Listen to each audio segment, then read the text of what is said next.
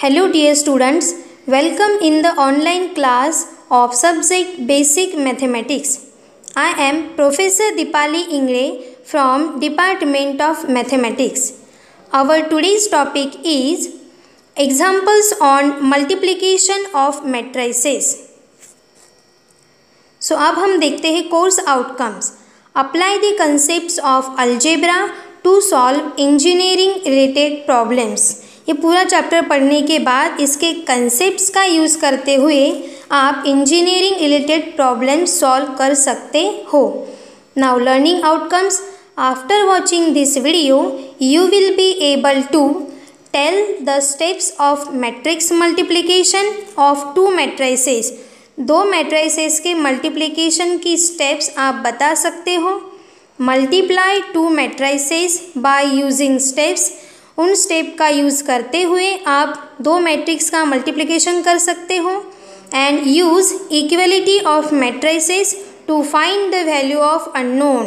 यानी unknown variable x y z की value आप इक्वलिटी ऑफ मैट्रिसेस का यूज़ करते हुए फाइंड कर सकते हो.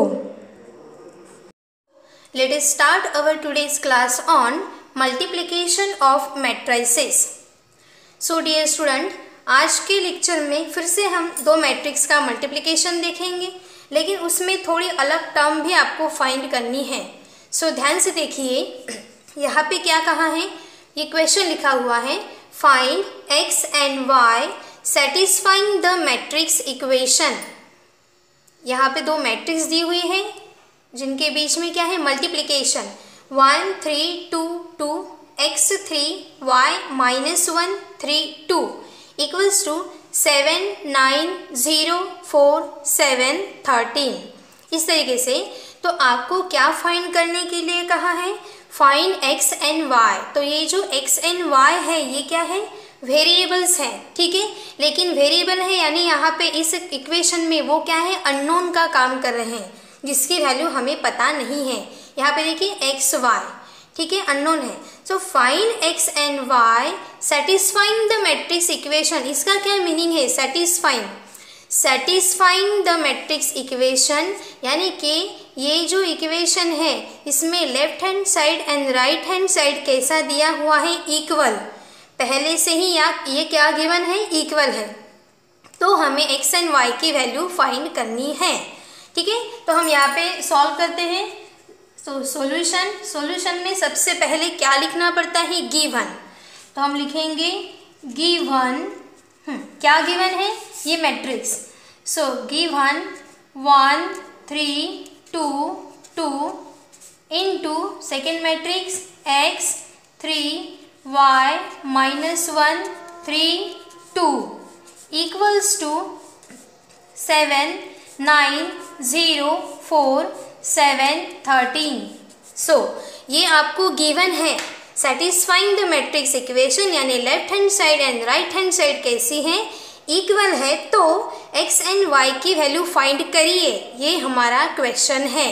तो हमें कुछ नहीं करना है, बड़ा ही सिंपल सा क्वेश्चन है. हम लेफ्ट हैंड साइड में लेफ्ट हैंड साइड सॉल्व करेंगे एंड राइट हैंड साइड में राइट हैंड साइड सॉल्व करेंगे. सो देखिए dear student, right hand side में तो सिर्फ एक मैट्रिक्स प्रेजेंट है, तो ये मैट्रिक्स जैसे कि वैसे ही चलेगी. एंड लेफ्ट हैंड साइड में आपको यहाँ पे दो मैट्रिक्स मल्टीप्लिकेशन में नज़र आ रही है, तो इन दोनों का हम क्या करेंगे, मल्टीप्लिकेशन. यस, और मल्टीप्लिकेशन कैसे करना पड़ता है मैट्रिक्स का, ये हम सभी को पता ही है. ध्यान से देखिए स्टूडेंट, यहाँ पे ये एक मैट्रिक्स, ये दूसरी मैट्रिक्स, बीच में मल्टीप्लिकेशन. तो पहले मैट्रिक्स में हम क्या देखते हैं, रो, एंड दूसरे मैट्रिक्स में क्या देखते हैं, कॉलम, ठीक है. और रो कैसे होते हैं, हॉरिजॉन्टल, एंड कॉलम कैसे होते हैं, वर्टिकल. तो यहाँ पे हम ये रो का मल्टीप्लिकेशन ये कॉलम के साथ करेंगे, ठीक है. मतलब ये फर्स्ट कॉलम, ठीक है, ये सेकेंड कॉलम एंड ये third column. So dear student, multiplication कैसे करना है हम सबको पता है. यहाँ पे ये first column, second column, third column, ठीक है. एग्ज़ाम के वक्त अगर आपने ऐसा राउंड किया अपने आंसर शीट में तो भी चलता है, तो कलर पेन से नहीं करना, आपको हमारे ब्लू पेन से ही हम करेंगे जिससे हम पेपर सॉल्व कर रहे हैं. सो अब ये 1 and 2 इनका मल्टीप्लिकेशन किसी भी नंबर के साथ होगा क्या? तो ध्यान से, ये 1 and 2 का मल्टीप्लिकेशन, ये दो नंबर का मल्टीप्लिकेशन पहले कॉलम में ऐसे दो नंबर के साथ होगा, ऐसे नहीं होगा। सीधे जाके हम कैसे आते हैं, नीचे आते हैं। ठीक है, रो एंड कॉलम। क्या याद रखेंगे, मैट्रिक्स का मल्टीप्लिकेशन करते वक्त हम कैसे मल्टीप्लाई करते हैं, row and column, row column, row column. मैंने 3 बार क्यों बोला, क्योंकि यहाँ 3 कॉलम्स है। ठीक है, तो 2 कॉलम होते तो 2 के साथ मल्टीप्लाई करते। सो स्टार्ट करते हैं। देखिए यहाँ पे आपको उंगलियों की पोजीशन बराबर रखनी है। यहाँ पे उंगली रखेंगे पहले कॉलम पे। यहाँ देखिए ध्यान से, कैसे जाएंगे, यहाँ सीधे जाएंगे और यहाँ नीचे उतरेंगे। आप ऐसे मल्टीप्लिकेशन करेंगे क्या, बिल्कुल भी नहीं। ठीक है, सो वैसे भी मल्टीप्लिकेशन के बहुत सारे लेक्चर्स आप देख चुके हो, तो आपको मल्टीप्लिकेशन अभी आता है। ध्यान से क्या करेंगे, first number into first number plus second number into second number, नीचे उतरना है। सो यहाँ पे मैट्रिक्स में मल्टीप्लिकेशन चलेगा। सो first number into first number x है plus second number into second number, यानी 2 इंटू 3। ठीक है, first into first plus second into second. अब एक कॉलम तो खत्म हो गया, अब दूसरे कॉलम में जाते हैं, लेकिन हमारी रो अभी भी वही है। ठीक है, क्योंकि एक रो से जितने कॉलम हैं उनको पहले मल्टीप्लाई करना पड़ता है। सो अब देखते हैं, दूसरे कॉलम को मल्टीप्लाई कर रहे हैं, इसलिए हम दूसरे कॉलम में लिखेंगे। तो यहाँ हम स्पेस छोड़ेंगे, ये पहला रो, ये दूसरा रो, ये तीसरा, सॉरी ये पहला कॉलम, दूसरा कॉलम एंड तीसरा कॉलम। लेकिन रो कौन सी चल रही है, रो फर्स्ट ही है। So first number into first number 1 into y plus second number into second number 2 into -1। Dear student, आपको केयरफुली करना है। अब देखिए फिर से रो वही है, लेकिन कॉलम नंबर थर्ड। सो first number into first number यानी 1 into 3 plus second number into second number 2 into 2। और इस तरीके से हम यहाँ मैट्रिक्स बंद कर सकते हैं। चलिए, तो पहली रो हो गई। अब कहाँ पे जाएंगे, हम दूसरे रो में जाएंगे।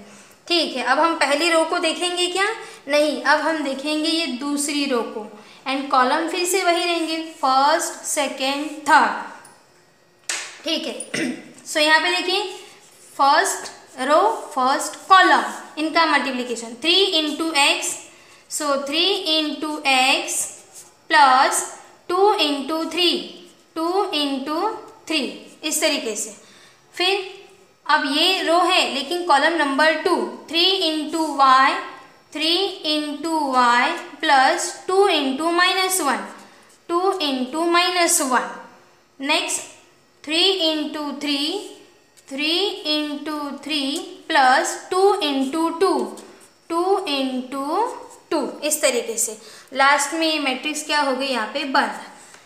सो मैंने आपको बताया था, आपको याद होगा कि कैसे होता है। ये जो होते हैं ना, यहाँ पे सेकेंड एलिमेंट, ये जैसे के वैसे नीचे आप लिख सकते हो, लेकिन वो आते कैसे हैं, मैंने पूरी स्टेप आपको बताई। ठीक है, सो ये जो सामने के है ना 3 2, यहाँ पे लिखना पड़ता है 3 2, यहाँ भी 3 2, यहाँ भी 3 2 एंड नीचे जैसे के वैसे। क्यों, ये ऐसे क्यों आते हैं, क्योंकि डियर स्टूडेंट यहाँ जितनी भी रो हो, लेकिन हम उसी कॉलम के साथ मल्टीप्लिकेशन कर रहे हैं ना, इसीलिए ये सेकेंड जो नंबर्स होते हैं जैसे के वैसे आते हैं। सो क्या किया हमने यहाँ पे, row column multiplication. And multiplication करते वक्त बीच में साइन क्या रहता है, हमेशा यहाँ पे साइन रहेगा प्लस। यहाँ गलती से भी माइनस साइन नहीं आना चाहिए। चलिए लेफ्ट हैंड साइड लिख दिया। अब हो गया क्या, नहीं, ये पूरी इक्वेशन गिवन है, तो हमें left hand side and right hand side दोनों ही लिखने हैं। यहाँ तक पहुँच गए मल्टीप्लिकेशन। अब इक्वल का साइन, और यहाँ पे हम लिखेंगे ये मैट्रिक्स 7 9 0 4 7 13। ठीक है, अब इसके बाद में ये जो मल्टीप्लिकेशन है ये हमें आता है, तो यहाँ पे मल्टीप्लिकेशन एडिशन सब्ट्रैक्शन हम करेंगे। सो 1 इंटू एक्स क्या होता है, 1x, यानी कि हम x भी लिख सकते हैं, plus 3 into 2 6। Next 1 into y 1y। अब देखिए यहाँ प्लस साइन है, यहाँ माइनस है, तो हम लिखेंगे minus 2 into 1 2। Next 1 into 3 plus 2 into 2 4। नीचे आते हैं 3 into x 3x plus 3 into 2 6, 3 into y 3y। यहाँ पे देखिए एक प्लस साइन एक minus sign, so minus 2 into 1 2, 3 into 3 9 plus 2 into 2 4। इस तरीके से बन। और यहाँ पे लिखेंगे हम राइट हैंड साइड में मैट्रिक्स जैसी की वैसी। क्यों? क्योंकि यहाँ पे हमें एक ही मैट्रिक्स दी हुई है, यहाँ पे सामने कोई नंबर नहीं है मल्टीप्लाई करने के लिए, जैसे कि वैसे चल रही है। अब यहाँ पे देखिए हम एडिशन सब्ट्रैक्शन करते हैं। अब x प्लस 6 इनका एडिशन होगा क्या? नहीं होगा। क्यों? क्योंकि ये वेरिएबल है एंड ये कांस्टेंट है। सो वेरिएबल के साथ variable he add and subtract होता है एंड कांस्टेंट के साथ कांस्टेंट ऐड एंड सब्ट्रैक्ट। यानी जैसे देखिए यहाँ पे 3 प्लस 4 है तो हम एडिशन कर सकते हैं 7, लेकिन यहाँ एक वेरिएबल है एक कांस्टेंट है, तो ये टर्म जैसी की वैसे ही रहेंगी। ठीक है, तो यहाँ पे नीचे के स्टेप में x plus 6 as it is, y and 2, यहाँ पे देखिए एक वेरिएबल एक कांस्टेंट, एडिशन सब्ट्रैक्शन नहीं हो सकता। हाँ, 4 प्लस 3 7, यहाँ देखिए फिर से 3x प्लस 3x होता तो हम 6x लिखते, लेकिन ये वेरिएबल है ये कांस्टेंट है, तो ये एज इट इज रहेगा 3x प्लस 6, यहाँ 3y माइनस 2 एंड यहाँ पे 9 प्लस 4 13। इस तरीके से ये कंप्लीट कर लिया हमने left hand side. Right hand side as it is 7 9 0 4 7 13। So dear student, यहाँ पे देखिए क्या हो रहा है। अभी left hand side and right hand side पहले से ही कहा है इक्वल है। ठीक है, इक्वल। अब हमने लेफ्ट हैंड साइड को सॉल्व करते हुए एक मैट्रिक्स तक पहुँच गए हैं एंड राइट हैंड साइड में ऑलरेडी एक मैट्रिक्स है। सो अब देखिए दोनों ही मैट्रिक्स कैसे हैं? इक्वल हैं। तो अब हम क्या यूज़ कर सकते हैं? Therefore by equality of matrices क्या होता है कि पहले मैट्रिक्स में पहले रो में पहले कॉलम में जो एलिमेंट है वो दूसरे मैट्रिक्स के पहले रो एंड पहले कॉलम में जो एलिमेंट है उसके साथ क्या होता है? इक्वल। ये इक्वलिटी ऑफ मैट्रिसेस है। दूसरा, यहाँ पे जो एलिमेंट है दूसरे मैट्रिक्स में उसी जगह पे जो एलिमेंट है वो इक्वल होता है। तीसरा, यहाँ पे देखिए यहाँ 7 है यहाँ 7 है, यहाँ 13 है यहाँ 13 है, मतलब ये इक्वल है ना, इक्वल मैट्रिक्स है इसलिए। ठीक है, तो अब हम क्या अप्लाई करते हैं? So therefore by equality of matrices, therefore by equality of matrices क्या लिखेंगे हम? Therefore by equality of matrices x plus 6 equals to क्या लिखेंगे? 7 and y minus 2 equals to क्या लिखेंगे? 0। अब देखिए आप ये सोच रहे होंगे कि यहाँ पे तो और एक ही जगह पे x प्रेजेंट है, 3x प्लस 6 इक्वल्स टू 9 क्यों नहीं लिखा? तो यस, आप ये भी लिख सकते हो कि 3x plus 6 equals to 9 and 3y minus 2 equals to 4। ठीक है, तो दोनों में से कोई भी एक x वाली टर्म आप उठा के सॉल्व करेंगे तो आपका सेम ही आंसर आएगा। ठीक है, आंसर कैसा रहेगा आपका? सेम ही रहेगा। तो अब हम देखते हैं यहाँ पे x एंड y की value. So therefore by equality of matrices क्या लिखेंगे हम यहाँ पे? इक्वलिटी ऑफ मैट्रिसेस, ये जो पोजीशन पे नंबर्स है वो क्या हो जाएंगे? इक्वल। तो हम लिख सकते हैं कि x प्लस 6 इक्वल्स टू, कोई भी नंबर लिख सकते हैं कि हम नहीं, इस मैट्रिक्स में ये जो नंबर है पहले पोजीशन पे है तो दूसरे मैट्रिक्स में पहले पोजीशन पे कौन सा नंबर है? 7, वो दोनों क्या हो जाएंगे? Equal. So x plus 6 equals to 7। तो डियर स्टूडेंट ध्यान से देखिए, इसके ऊपर से आप x की वैल्यू फाइंड कर सकते हो आसानी से। क्या करना पड़ेगा हमें? x की अगर वैल्यू फाइंड करनी है तो x को लेफ्ट हैंड साइड में अकेला रखना है।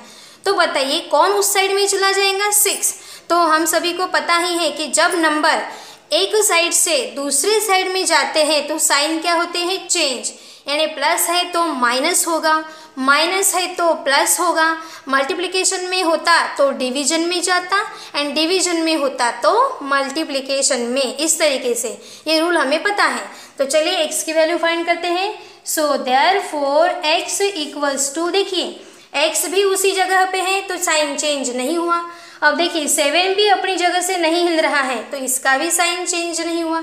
अब देखिए +6 उस साइड में जा रहा है, जा रहा है, जा रहा है, तो साइन क्या हो जाएगा, चेंज। प्लस है तो क्या हो जाएगा, -6। So therefore x equals to क्या आ जाएगा, 1। 7 में से 6 चले गए, कितने रहते हैं, 1। तो x की वैल्यू 1। इसी तरीके से y की वैल्यू फाइंड करनी है। तो देखिए अब देखिए row number 1 and column number 2 में कौन सा एलिमेंट है यहाँ पे, y-2। So therefore y-2 equals to, अब रो नंबर 1 कॉलम नंबर 2, तो दूसरे मैट्रिक्स का भी रो नंबर 1 कॉलम नंबर 2 देखना है।